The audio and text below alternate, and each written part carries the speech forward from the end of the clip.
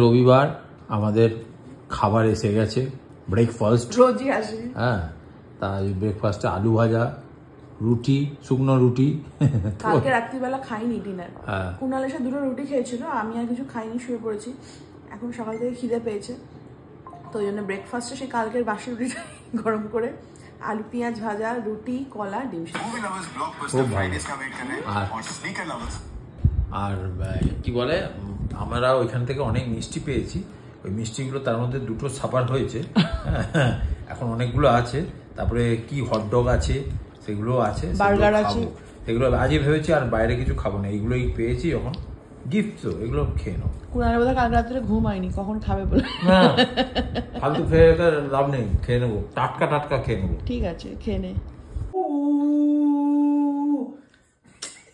যারা দেখে তারা যদি ভিডিওটা দেখে বলবে কোন মানে হাগু রেখে দেওয়া হয়েছে। শাঁখ দেখেছিস? এটা বালি মোড় থেকে এনেছে রে, তো কি সুইটস সেন্টার। বাহ, ভালোই মিষ্টিগুলো। ওকে একটা দিয়েছি, বলছে খাবো না, আমি খেয়ে শেষ কর। বাপরে বাপ। ও, জল ভরাটাকে শাক ভরা দিয়ে দে। খাবে? তুই খা। খাবে খাবে। খাবে।